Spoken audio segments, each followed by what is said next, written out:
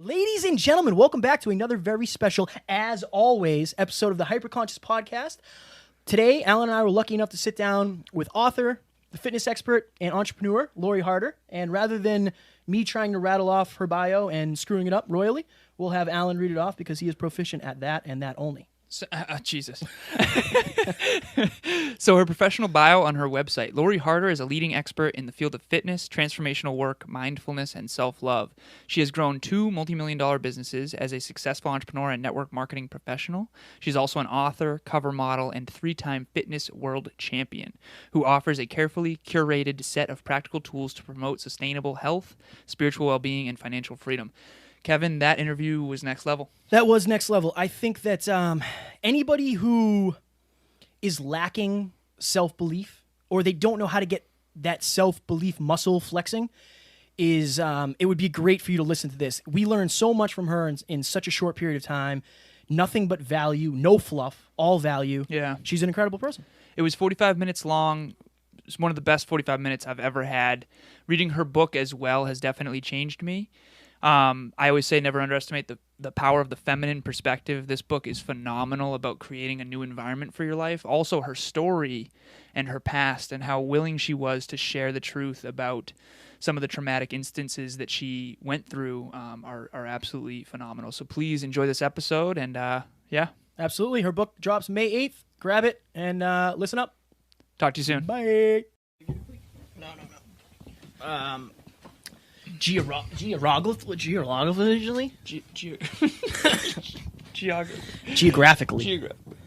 Geographically. This is cool. So I would say make sure that pretty face is showing. Yes, true. They're going to want to see that fucking thing. They're going to want to see that fucking thing, Alan. That fucking face. You good? Ready?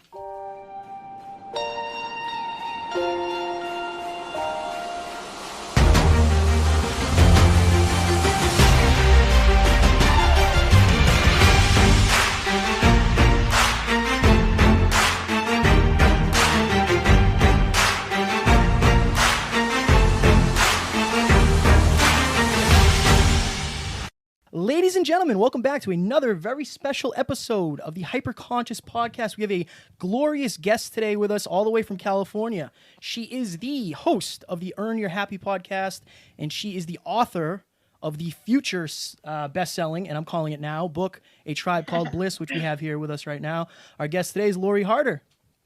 I'm so excited to be here. Thank you guys so much for having me on, and thanks for putting that out into the universe. Absolutely. I know how big you are on that, and I've been listening to a lot of your podcasts lately, and I told Alan this the other day that you really, really resonate with me. Your energy and your no bullshit kind of you just have to do what needs to get done in order to be successful. I really love that about you, Lori. Oh, I love that. I'm so glad it does. Where are you from? Where are you guys from? We live in Massachusetts. We're in just outside of Worcester. So you got the snow. Oh, yeah, we got all the snow. Yep, lately, mid-April. There was a storm the other day. I'm sending you some warm weather and like some sunshine energy. We appreciate that. Yeah, we need it. Oh. So we're directly between Worcester and Providence. We're both from a small town called Uxbridge, Mass. I know you're from a small town as well, so you can relate. Yeah, we totally get it. I feel like I really feel like it can be such a massive just benefit on this journey of self-growth coming from a small town and really kind of carrying those roots with you into, whatever you're going to move forward into the world. So I guess you can look at it both ways. It could be something that, could be tough, but I look at it as it's just the best perspective to be able to come from somewhere so small and then understand, I think just really understand human beings on a lot of levels, For sure. Yeah, I think that's a huge advantage as well. A lot of people see it as a disadvantage, so I definitely want to talk about that. First and foremost, thank you for sending me the book and the nice little handwritten note. I want everybody to experience what you wrote. So she wrote me a handwritten note. Hi, Alan. Here it is, the unedited version of A Tribe Called Bliss. I hope you enjoy it. Appreciate you taking the time to check it out. Let us know how we can support you! ! In gratitude, Lori. I love the ingratitude part. Such a nice personal touch that made it very special. And so I have tons and tons of notes. I'm about halfway done the book, and you have one hell of a story. The first thing that I wanted to talk to you about and ask you was, and I'll start with a quote from the book. It says, "One thing we know for sure is that the old way of being and creating relationships is not working anymore. Texting, emailing, surface level happy hours, and bonding over gossip, judgment, drama, and grudges are leaving you feeling emptier than a candy dish at a Weight Watchers meeting." Ooh, I love it. Yes, I loved that quote. I think that because technology, as you know, growing exponentially, we're more connected than ever technically, but I feel like more disconnected than ever on a personal level. So what's your take on that and this whole idea of a tribe? And then I want to ask you a few questions about your story so people know who they're talking to. First of all, thank you. And I really feel like, a lot of us don't even know that we're missing something, because right now the world and social media and Facebook and everything else is telling us that we should, if we have all of these friends and we have all these followers and we have all this, back and forth connection every day, that we should not feel lonely. So a lot of us are really, really struggling and feeling really, for lack of a better term, just misunderstood, like, because we're never getting past the surface level stuff and wondering why we don't feel connected and wondering why we feel a bit hopeless. And, life is really, they're studying more and more that the happiest, healthiest, longest living people, the one thing that they all have in common is that they feel deeply rooted, connected, and supported in their social circles. And that's not just online. Those are people who belly to belly get FaceTime with people, feel really like they have this group of people who have their back. And I think there's such a correlation, obviously, to feeling connected and feeling happy. So a lot of us, if we're not feeling happy, if we're not feeling grounded, if we're feeling lost, if we feel like we're lacking direction, if we are wondering why we just can't seem to, feel like we have these deeper connections with people, it's because we're not doing the things that actually make human beings feel connected. And that is really connecting face to face. And that's not always, it doesn't always have to be in person. I find that even like Skype or even some audio can be just as valuable, but really being able to move past the surface and ask deeper questions. Better questions get better answers, get a better relationship. So really being willing to go there as well. And that's really what the book is all about, is kind of teaching you how to get past the surface and what that looks like. You couldn't see, but we were both smiling when you said, what'd you say? when you were talking about tight-knit communities. Yeah, we were both smiling because it's who you surround yourself with. The whole, you are the sum of the 5 people you spend your most time with. That really, to me, used to be a saying until I started living it. And then I realized it's not just a saying, it really is a way of life if you make it that way. Oh my God, yeah. It's kind of like a law. It's like the 80-20 principle. It's almost like gravity, right? It just is. So I had one thing I wanted to talk to you about, because you mentioned community. We're all from a small town, which we connect on. I love that. You, in fact, were homeschooled because growing up you had some anxiety and you convinced your parents that homeschooling was the better option. Do you want to go into the pros and cons of homeschool and sort of what your experience was, hindsight's 2020 on that whole thing? I think it can be such a different experience for people, because I do have some friends who homeschool their children, but they put them in other extracurricular classes. So for someone like me, who was homeschooled in a very small town, and also because of my religious upbringing, I was raised in a really restrictive religion. I was not allowed to hang around people who were outside of my religion. So for me, that meant even more isolation. So I don't necessarily think it was a great idea for me. At the time, the way that I thought was best to deal with your problems was to just avoid them as much as possible. So, at a really young age, you don't have these great ideas and coping mechanisms necessarily. So for me, when I was starting to really experience panic attacks from, bullying or different things in school, and also seeing my mom go through panic attacks, I was like, let's just avoid anything that is triggering it. And the more that I would avoid, the smaller my world would become, making me feel like I couldn't do, as much. And it was like the panic grew because I was isolating more. And the more and more I isolated myself, the more and more the fear, the shame, the guilt, the anxiety, all the different things that I was dealing with was really growing. So for me, it was not an amazing experience, but it was the experience that my soul was asking for at the time in order to evolve into the person that I am now. That's a true belief for me. I'm always going to choose the most empowering belief out of a situation that happened. And for me, I was able to create that belief. And that's really served me, being able to understand that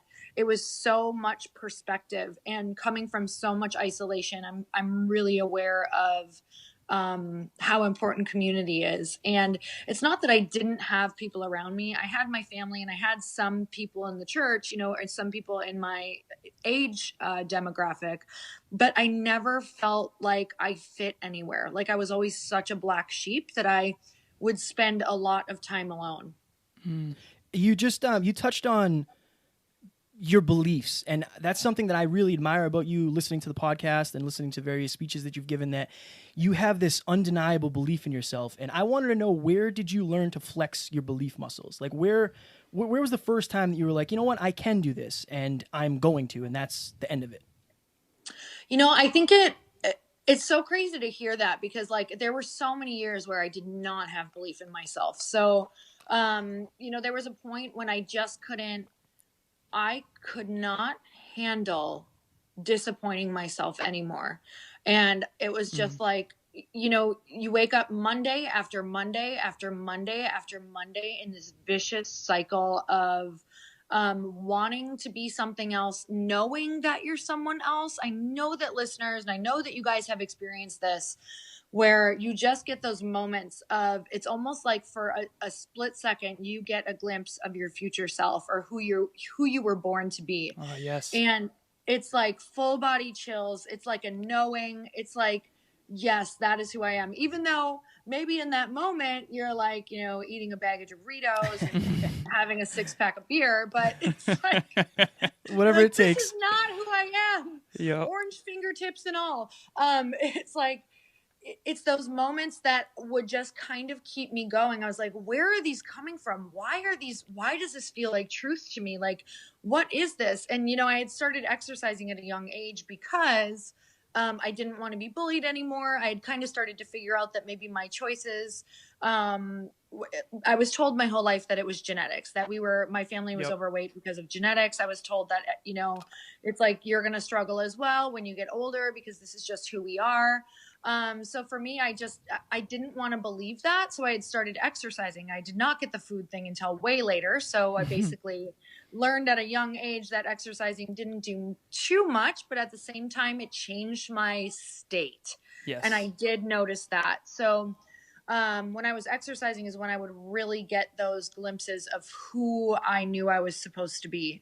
So, I think that exercising actually started building belief without realizing it. I was like, if I can go do this and show up to a workout a few times a week, then I must be able to do more than this. Right. And I just started taking more physical belief in the beginning, because for me, showing up like verbally or speaking to people or doing anything that scared me in that way, I was not ready for that. But I was ready to like physically show up, kind of give myself challenges in that way. So I started doing that. And then as I got older, I didn't believe in myself as far as finishing anything. Like I didn't think I was smart. I didn't believe I was smart enough. I didn't think that I had follow through with anything as far as business or putting myself out there. So I had to start doing little things like that. And I remember I had began competing, except I knew I wanted to be in the fitness world, but I had always known I wanted to be some sort of motivator, maybe a writer, some sort of massive inspiration to the masses. Like I wanted to speak, which is so weird because speaking was the thing that made me so insanely nervous. Like it's what would give me an anxiety attack is if I had a lot of attention on me when I was speaking in front of people.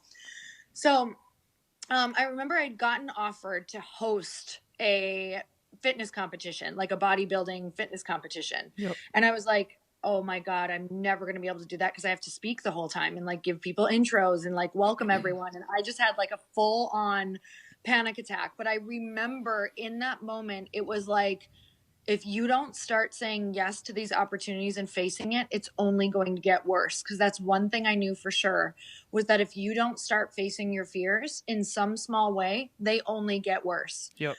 So I said yes before my soul said yes before my brain could say no. And I remember in that moment, I was like, just say yes. And I was like, yes, absolutely. And then I went home and just like cried. I was like, oh my God, this is awful. So say yes and figure it out after, basically. It was awful. It was awful. I remember trying to back out like 10 times. And I was like, do not, like, if you back out from this, you're going to keep backing out from everything. Like, I knew that. And we all know that. It's like, if we don't say yes and just stick to it once, it's never going to be right. It's never going to feel good. You're never going to feel good enough. Yep. I didn't feel ready. I pictured the worst. And, it was like, I remember like trying to prep for this. Like I was reading people's bios and I had every word printed out that I was going to say, like, hello, welcome to the blah, blah, blah. I was like, everything was word for word. And, I got up there. I did have like what felt like a crazy panic attack, but I still showed up. I choked over my words. I stood there feeling like I was going to pass out. And then it was like this wave just washes over you and it kind of spits you out on the other side. And then I was up there and it was like fine. And I had another wave and then it goes away and then I was up there and it was fine. And, you prove to yourself, right? That became a reference point for me that if I could do that, what else can I do? Okay, just keep saying yes. And honestly, I just kept saying yes. And that was really how I started building that muscle. Love it. Love it. And that yes was followed by action, which is the key. The fact of showing up. They call it exposure therapy. The more you do something, the more comfortable you get with it, and then the higher up you can kind of raise the ante in that same arena, right? So it's funny that you say that you have so much. I think it's great how open you are with the truth of your past when it comes to, because some people, I think one of the biggest problems in our world today is we're seeing a lot of the polished product on social media and things like that, but we're not seeing the reps that it took to get there, both emotionally, spiritually, physically, and mentally. And like the fact that you're so open with the fact that you used to have huge anxiety with public speaking and now you are a public speaker. And by the way, your dreams have come true. Right, so congratulations. Absolutely. Like we both were smiling huge. You'll see it on the video. When you said, I hope to one day do these things, when you put yourself back there, because you are doing all of those things right now. You're like, I wish I want to be a writer one day. I want to have massive impact one day. You absolutely do. And for the listeners, I always try to get people to believe more in themselves. I have this one instance that I always go back to where I was on Snapchat just doing my thing. I practiced speaking to the camera first before I ever did any speeches just to kind of raise the ante on that exposure therapy. But one of my dear friends, Shanice, reached out and she said, Alan, don't forget the little people on your way up. And I said, Shanice, there are no little people. There are only people who have been convinced that they're little. And it's my job to make sure they know that they're not and that they are just as powerful and capable as me. And the only way they're ever going to see that is if I lead by example. You are doing that, which is huge. And one of the things I wanted to talk to you about that I talked to my girlfriend about this recently because she wants to read your book as well. You had talked about avoiding pressure and avoiding some of the panic attacks and stuff like that. And one of the things that you and I connect on is a little bit of a drinking problem for a while there in our, early 20s. You said, and I quote from the book, I would cry in my car en route from one crap hole to the next. I started smoking at work because that's where the only human connection happened, along with anything that resembled a break. So you worked at three different, in the service industry, three different places, TGI Fridays, Hooters, which you were very open about, and then this other dive bar. And you said it was one of the hardest times in your life because you were living this life that was so incongruent with your highest values. I know that feeling. I've always felt different. I've always felt like I was living below my potential because of my immediate surroundings. And I didn't know how to really climb out of that. Somebody keeps calling us, but we're not gonna pick that up. Tough to be popular. Yeah. But yeah, so one of the things I wanted to ask you is, what do we say to the people that are maybe drinking and smoking and in an environment where they know deep down that they want more, but they're kind of stuck in that sort of tribe? Because, I was doing all that stuff. I always knew I was different. I know that you were there as well, and we've both kind of climbed out of that, I think, tribe by tribe and leveling up. And what do we say to people who are still immersed in that? I'm actually 245 days sober as of today, which is honestly a dream come true for me. And I know that and I know that you can relate. And now that fitness is a top priority for us, that's another reason not to drink, right? So the why power of making sure that your bad habits have enough why power to stop doing them. So I know that's a lot to take in at once, but I wanted you to know I connect with you so deeply on that struggle. And what do we say to people that are still in that but want to climb out? And thank you for sharing that. And like you guys were saying before, I think it's so important that we share, because one of the reasons why I didn't believe I could do it in the beginning was because I never saw people who struggled doing it. I just feel like when people know that other people struggle, we can know that that's what the journey feels like, so we don't quit. So as far as what do people, what would I say to people who are in that right now? The journey is going to be it's going to be a long one, but it's going to be the best one you'll ever take. And right now, the only reason why it feels like you can't get out is your version of joy is, you don't have your next level version of joy yet. So the one thing that I would go back and say to myself is to, instead of thinking that I have to drastically discipline myself to get out of that, I think what I would tell myself is to not only make sure I have the discipline, but also that I am changing what my meaning of joy is. And by following things that are more like really asking myself, what would bring me joy in replacement of this? Like, could I learn how to, go to dance class? Could I learn how to surf? Could I go to some, group networking thing, or put together a dinner of people who aren't doing this that I could go and talk to? I would go and try to follow joy in another way, like go try to give it another definition, because let's face it, like we're all just like moving from one thing in our life to the next. And it's kind of like, if you don't have joy in your life, you're going to seek the joy that is familiar. So start switching that. And a lot of times when we truly are happy and we're coming from a place of fulfillment, all of those other things, you won't feel the need as much to numb out because you're miserable. Because at the end of the day, we're all just trying to fill a void. And a lot of times it's a spiritual void that we're trying to fill with food, booze, men, women, whatever that looks like. So fill the void in another way that is truly joyful to your soul. Like, do you need to write? Do you need to go do some karaoke? Like, for real, what does that look like for you every week? Go do something different. Go golfing. Get outside of the bubble. I can tell you that karaoke for me would be a nightmare for anybody within ear's distance for sure, but I'm sure it would help. That's giant fear chasing right there. Lori, I have a question that I like to ask everybody, and I've gotten so many different answers, and a lot of people have never actually thought of this question, but I know for sure that you have. What do you hope to accomplish before you die? Like, what is your thing? What do you want to be remembered for? I want to be remembered for giving people permission to be fully them. Just like walking permission that nobody, no matter what they've done or where they've come from, can absolutely do it. So I think that translates into me showing up powerfully and vulnerably at all times. And also, I really have a vision of making the journey like a regular conversation of what it really looks like. How do we actually support each other? My massive dream is to get a platform like Oprah so I can truly help other people's dreams come true. Yes. Beautiful. Beautiful. So one of the things that I wanted to ask you as well, So I just gave a speech in Boston on natural fitness called hashtag Naturally Fit for Life. And all of the speakers who spoke that day, there was 6 of us total, including me, were just next level masters of their craft. Absolutely blew me away. Kevin was there. Yes. He was blown away as well. And what I've started to dive deeper in, 4 of the speakers, it was the first time that I had really hung out with them in the evening and got their behind the scenes story. And the more people that we meet who are having a large positive impact and influence, I always say we all have this vortex of influence, right? And the stronger of leaders we are and the more we lead by example, the more people will be sucked up by your positive vibes and your leading by example.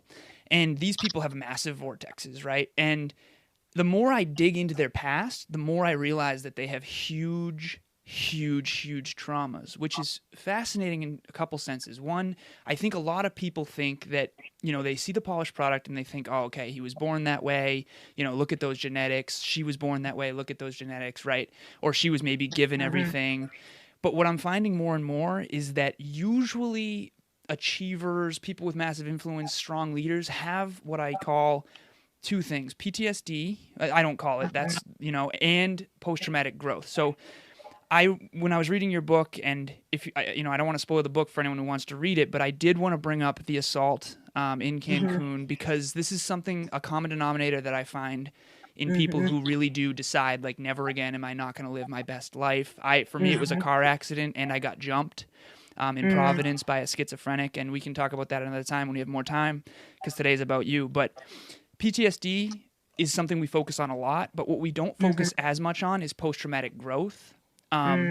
You had an incident in Cancun. Would you please be willing to go into that and sort of what that did to you in terms of a transformation from a spiritual perspective and kind of this whole I'm never going to be less than I can be ever again type of thing? So yes, and I literally find the same thing, like interviewing people and doing podcasts. I'm always so astounded. And it's powerful when people share those stories. So, when I was 18, myself and some of my roommates went to Cancun. We went to a bar, and I ended up, we had been drinking all day long, and we had gone with this group of guys who we met at our hotel, to go dancing. And like I said, drinking all day long, and we got there and I had to use the bathroom, and it's spring break time. So you go to the bathroom, you're gone for an hour basically. So when I came back, my 2 friends were gone, and I was like, where is everybody? And they're like, oh, some of the guys took them back because they were super drunk. Like, she was passed out. And I thought, oh my God, like I had one friend I always had to babysit because she would pass out, and she was like that friend that you just had to keep an eye on. She was stunningly gorgeous. Like, everybody was always like wanting to be around her. And I just got this sick feeling in my gut. Like, I have to go make sure she's going to be okay, because she's probably passed out right now. And so I run out of the club, and I end up getting a taxi cab, which they warned me not to get. They said, take the bus, but the bus would take too long. And I just didn't even think about it, because I just assumed everything. You just feel like it's safe. You're like, it's a taxi cab, it's safe.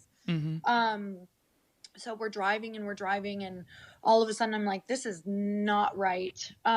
We end up pulling off of the road, and he says he has to go to the bathroom and gets out of the car. And I just, like, in that moment, it was like, this is it. Like, this is nothing good is about to happen. Like, my life is about to get rocked. I had no idea what was about to happen, but I had a pretty good idea.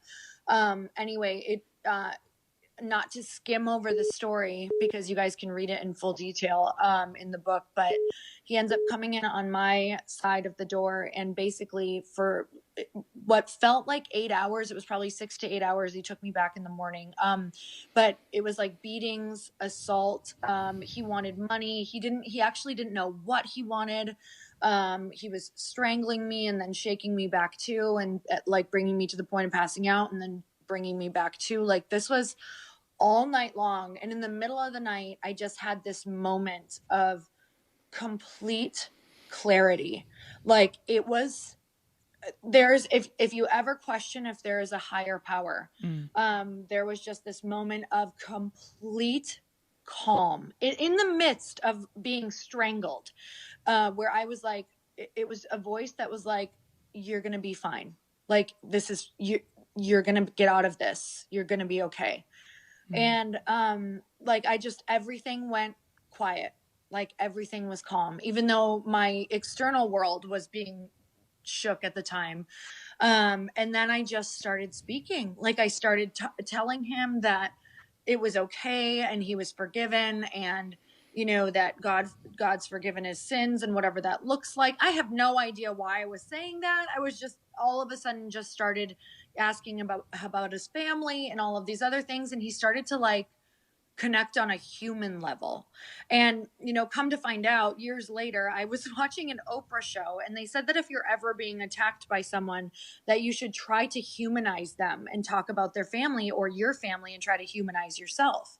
And I was like, oh my God, you don't even realize like, I had no idea I was doing that, but it just brought this human side out. Like, all of a sudden he realized you're not just a nameless person, you know, you are a person with connections of this family and people, and you have this life. And so anyhow, in that moment as well, I was like, I promised God that I would, you know, show up and actually start living into my potential. And, you know, I want to share this story too, because I think it's really important that, please do. Thankfully I ended up getting out of that. He ended up taking me back to my hotel, like a couple blocks away, making me put my head down with a knife in to my neck in his lap, and then let me go and said, don't look back or I'll kill you. But it was like, I didn't change my life after that right away. In fact, it got a bit darker, because when I got back and I wanted to talk about it, I couldn't tell my parents because, number one, I wasn't supposed to be drinking. I wasn't supposed to be doing all the things that I was doing. They had no idea. So I couldn't tell them. I tried talking about it to my friend, and how she dealt with her problems was not to talk about them.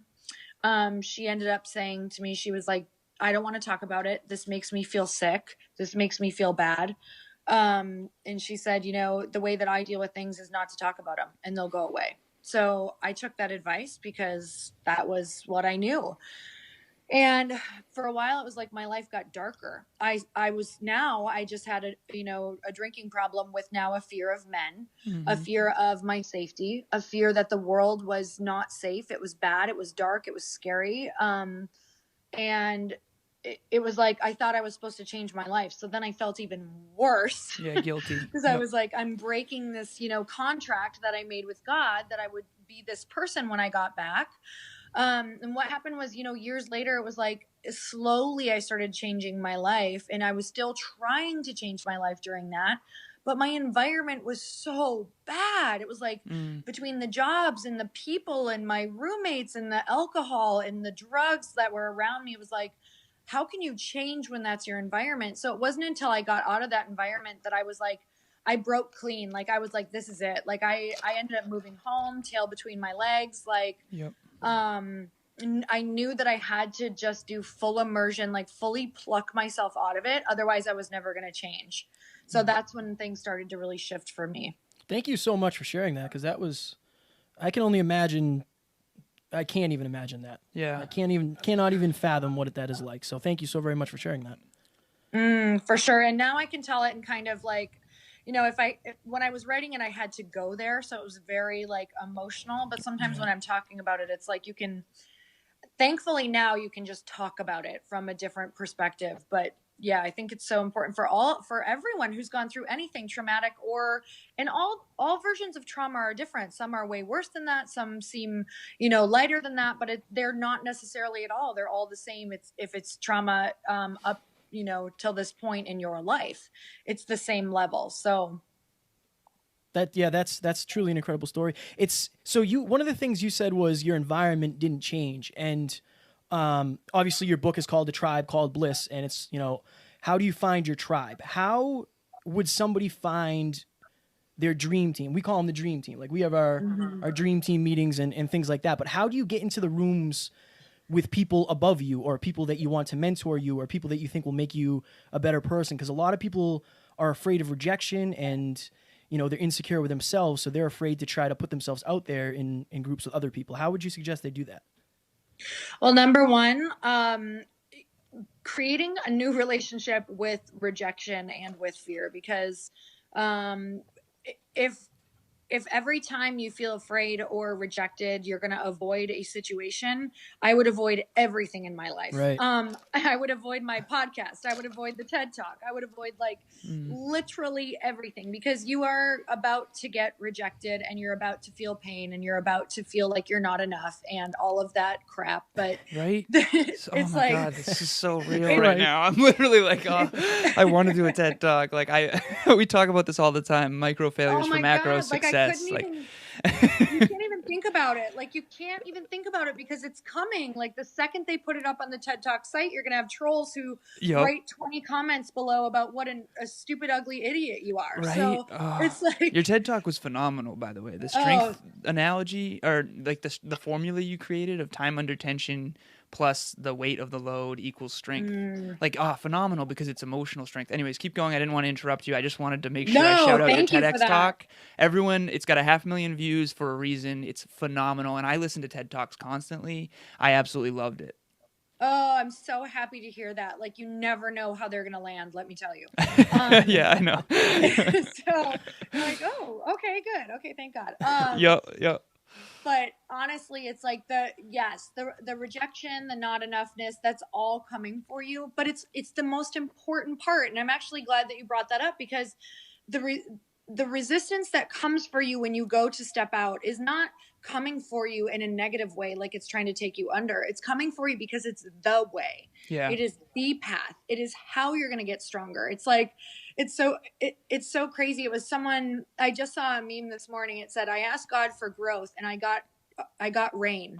And I was like, amen. Like, that's exactly how it works and how it feels. And that's why so many people are not living into their potential, is because they ask for growth and they're asking for a gift of like, oh, here's this miraculous opportunity that you get immediately. Not gonna happen.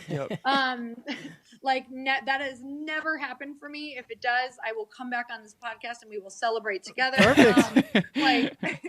But that still to this day has not happened to me. So I think you have to know that is a part of it. Create a great relationship with it. Look at it when it comes and say, how can I use this? Like, I'm so proud of myself for continuing on and showing up when this happens.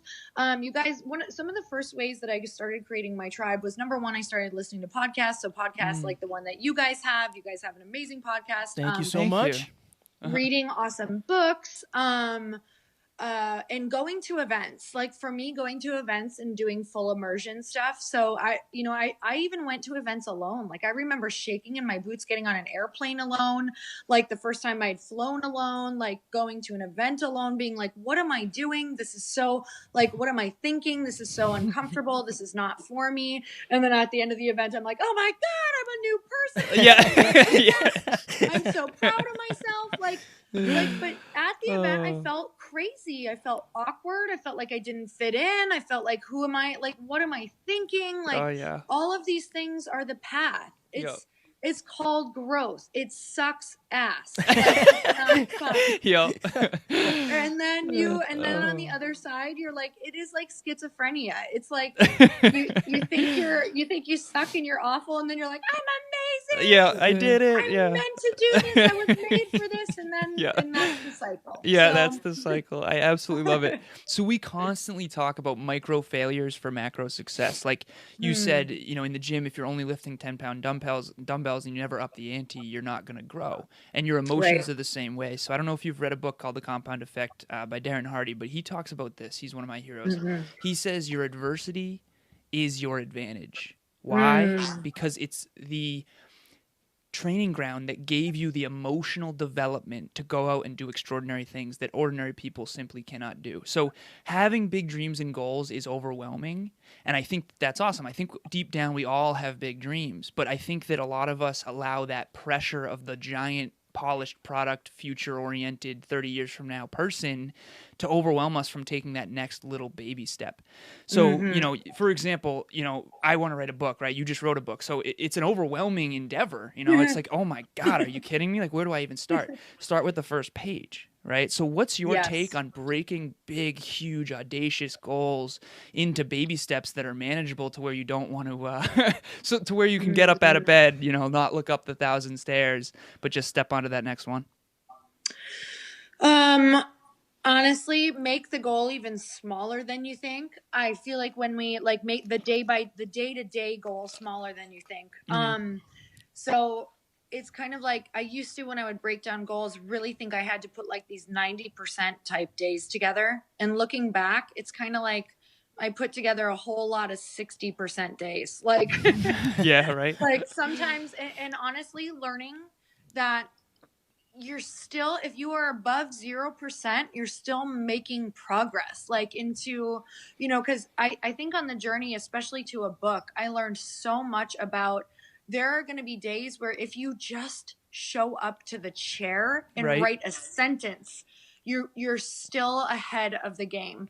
And I had so many days where it's like I just didn't even show up. And I think building those in, like, to be honest with you, now I build in like failure days because I know they're going to happen. So, and failure days are not bad days. They're called just life days, where as long as you know that your comeback rate is like way faster than it used to be, like as long as your comeback rate is getting faster, Yes. you know, that's huge. And stronger too. Yeah. Yes, absolutely. Any progress is good, is progress. And that's really what I've adopted, because let me tell you, the journey of writing a book was the hardest thing I've ever done in my entire life. But I loved it. It was the best thing I've ever done in my entire life. Because halfway through the journey, I really realized that the journey was the journey, and that I was blessed to even be able to be a person who wrote a book, even published or not. This was before I even got a publishing deal. And I was just like, who else sits down and gets to have this crazy cathartic experience and watch yourself? Like, some days I'd show up and be like, you're legit, like you are certifiably crazy. This is really fun to watch how the mind works. Like, if you can step back as an observer within your goals, like allow yourself to be a non-judgmental observer of how some days you are just a freaking rock star and you know your brilliance, and other days you are a psychopath who should probably be locked up.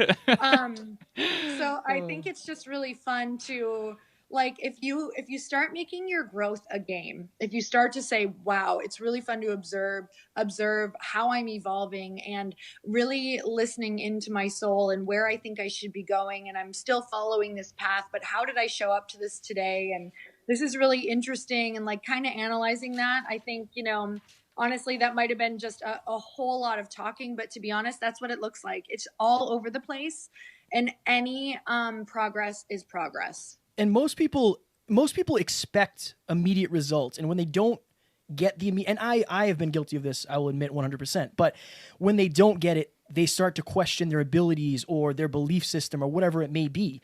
And I think that what I've learned is you learn just as much from the, and I'm putting this in quotes, the failures as you do from the successes. Because of the failures I've had, I'm having successes that I never would have. Mm-hmm. Yeah. Do you feel the same? Same. I mean, they are the thing for me. They're the whole reason. If I didn't fail, I could never, number one, look at what I do for a living. I teach people how to use their failures to create successes. And I teach that from my life's journey. And it's like, if I don't keep failing, I run out of things to teach. So I know that it's my path to continue to fail in order to find the success on the other side. And failure simply means trying something new and not being freaking perfect at it at first. Right. You know? That's such a great point. It's simply the trial of something new. So I hate that the word has such a bad rap, because failure is like, it is important. It's super important. Absolutely. Could not agree more. So there are so many more questions that we have. We're coming up on the 45-minute mark, but I do want to do a couple things. So first, I have a quote from your book by Helen Keller that I literally circled, and it says, "Walking with a friend in the dark is better than walking alone in the light." Kevin and I constantly talk about how difficult it would be to do something like this without a team member. Yes. Speaking of which, your book is phenomenal. I highly recommend that everyone read it. Seriously, I talked to my girlfriend about it. She's going to read it because I think it's so important. And it's about creating a tribe. And it's a book that I typically wouldn't pick up. As you know, your target demographic is obviously females. But I think, I always say that, never underestimate the power of the feminine perspective. I think that because I read this book, it's changed me in so many ways already. And one thing that I've already implemented into my own life is, and Kevin knows this, me, Kevin, Nate, and Matt Ryan are all creating a Monday night tribal session. And it's literally based on, the book and like making sure we stick to the 1 hour, because in the past I have had trouble sticking to the hour, and then the inconsistency comes and it's like, oh, well, now it's going to be a 6 hour call. So I got to put it off even longer. Right. So thank you so much for contributing this book, to the world. And one more thing I did want to mention as well is you are coming to Boston soon. I wanted to shout that out. Yes. If you guys can go, for sure, it would be a lot of fun. Oh, we're coming. We're coming for sure. Yes, and thank you so much for that. It's so cool to hear. Because when I wrote it, yes, I used the voice of talking to females, but it's the same story for men, and I know that, and I love that you guys are doing that. Perfect. So when the book drops, May 8th, I believe. May 8th. Perfect. Yep. And where can the fans of us and the fans of you and anybody who wants to learn more about your wonderful journey get this book? You can either go to loriharder.com/Amazon to order it right away. Otherwise, if you guys want to see, you can order the book here as well. But if you want to join us on the road, if you want to come to the tour, you can go to tribecalledbliss.com and you can pick up your tickets there. You can also get the book there. Perfect. So we are going to definitely see you in Boston. I did have one tiny ask that I talked to Kevin about. The other day on Instagram, I tagged you in a post of Leah Marie Harvey, who was on stage with you at Worlds in Vegas a few years back. You're her huge hero. Today is actually her birthday, so I wanted to let you know that. And one more thing, I've been trying to get her on the podcast because I think that she has unbelievable potential, but I do think that she could up her tribe a bit. I know we all could. So I'm going to definitely let her borrow this book for sure. I think she actually already pre-ordered the one on Amazon on Audible, which is huge. Awesome. But amazing. Your experience on the podcast, I think, will be a testament to maybe getting her on the show, because I think this is outside of her comfort zone. Do you think she should do it? And shout out to you, Leah, for happy birthday. I'm going to send you a link to this. Absolutely do it. So I'm going to bring her and her boyfriend, Mike, and my girlfriend, Jenny, and Kevin to Boston to see you. Do you know where and when that is? Are the logistics set up yet? Or we are booking it all, I believe, today. So it should be on the site in the next day or two. Perfect. Well, we thank you so very much, Lori. This was incredible, and we really appreciate you taking the time and coming on the air with us today. Oh, I'm so grateful to you guys, and I cannot wait to meet you Absolutely. In Boston. Right Get on. a picture with everyone. Yes, we will definitely take a selfie. Awesome. Thank you so much, guys. Lori. Thank you. All right, bye. Bye. Bye.